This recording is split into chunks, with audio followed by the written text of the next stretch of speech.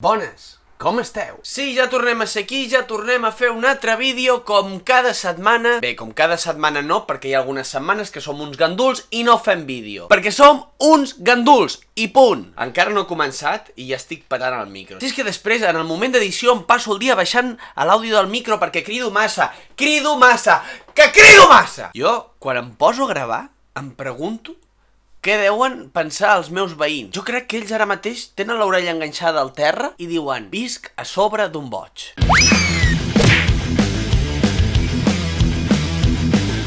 En fi, anem al tema que ens ocupa avui, és que volia xerrar de Wallapop, aquesta plataforma on qualsevol persona pot vendre les seves coses que ja no necessiti. I és que ja sabem que el tema del mercat de segona mà sempre està a l'alça, perquè a vegades hi ha gent que no sé què fot amb les coses, perquè no sé, vull dir, a vegades tu navegues per aquestes plataformes i jo què sé, un mòbil que acaba de sortir ja te l'estan venent. O sigui, hi ha algú que s'ha comprat el mòbil, l'ha tingut un dia i ja te'l ven. Que jo en aquests casos sempre penso, vols dir que no l'han robat? Perquè, si tu et compres un mòbil per 200 i el següent dia l'estàs venent per 100, on està el negoci? De fet, aquesta és una de les coses que m'inquieta molt a Wallapop, i és que t'has d'enrefiar de la bona bondat del venedor. Vaja, jo no he vengut mai res, perquè jo tinc així com un poc de síndrome de Diògenes, sóc incapaç de tirar res. Jo soc d'aquestes persones que diu, va, vaig a fer neteja. Comença a mirar els trastos i diu, és que aquest encara el faig servir, o és que aquest em porta molts records, aquest em fa llàstima tirar-lo, i al final no llences res. Que jo sàpiga, Wallapop no et pregunta res sobre d'on ha sortit allò. Ni et demanen document d'identitat, ni d'on ha sortit, ni res d'això. Vale, d'acord, que quan et fas un compte, doncs,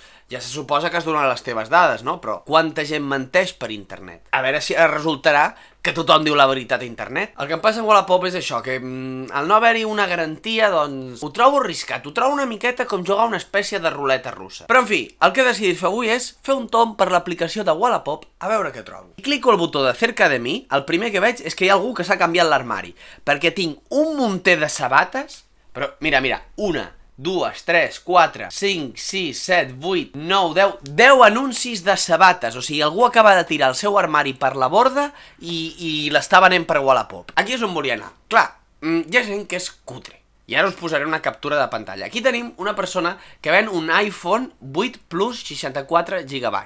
I ens fa aquesta foto. Us la deixo aquí.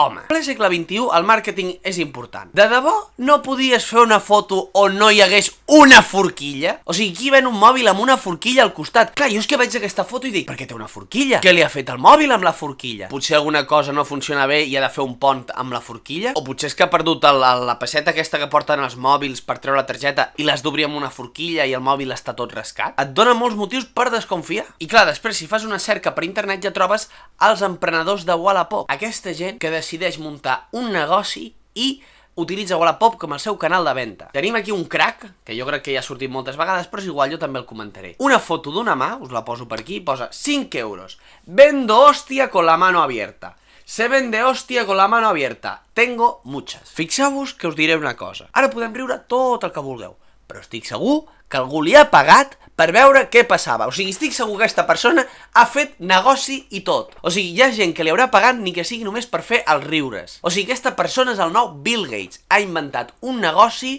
que segurament porta molts diners. Després en tenim un altre, que no posaré la foto perquè es veu qui és, però ens està venent un cotxe i posa vendo coche marronero. Posa la descripció. Como nuevo. Això sí, nuevo amb B alta, fixem-nos-hi. Poder, si et compren el cotxe, has de destinar una part dels diners a comprar-te un diccionari, també t'ho dic. Però en fi, como nuevo, 113 caballos, aunque parecen 280. Aquí ja t'estàs dient, què m'estàs venent, saps? Perquè si són 113, per què semblen 280? O sigui, a veure, què li has fet en aquest cotxe perquè sembli que en té 280? Ja comencem malament. Anem a seguir. Diu, de 0 a 100 a lo que le pises. Jo no sóc molt expert de cotxes, però crec que això de dir de 0 a 100 es compta el temps. O sigui, dius, aquest passa de 0 a 100 a 12 segons. Clar, de 0 a 100 a lo que le pises no és una mesura, em sap greu. Aquí ja la cosa comença a anar una mica malament. Diu, tirarle sin miedo.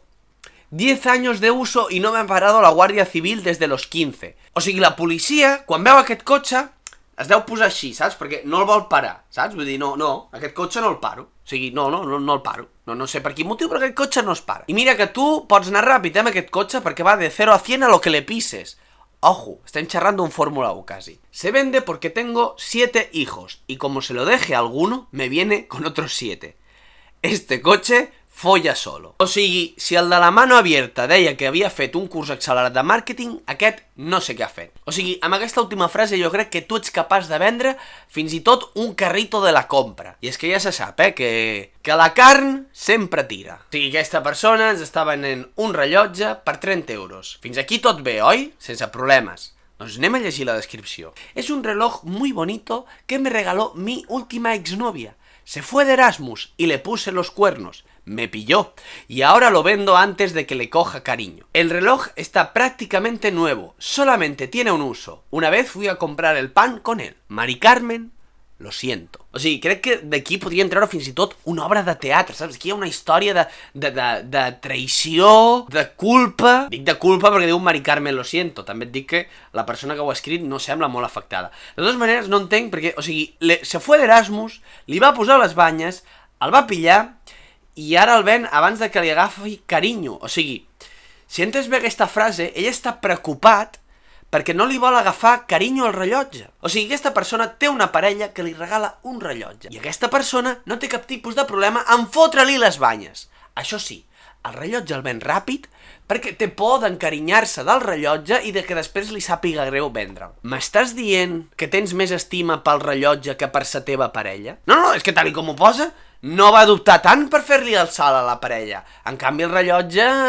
I després m'encanta el final de una vez fui a comprar el pan con él. Crec que és una informació que aporta molt al possible comprador i estic molt satisfet de que aquest venedor l'hagi posat. Vull dir, és una informació vital. No m'atxerris del temps que té, no m'atxerris de la marca que és, no m'atxerris dels cronòmetres que pugui tenir o no. Tu m'atxerres que un dia vas baixar a buscar el pa. Ja ho sabem, el màrqueting va així. Les coses concises. I a la descripció només hi posem les coses importants. I en aquest anunci la cosa important és que un dia vas baixar amb ell a comprar el pa. Apa, ens veiem a la pròxima!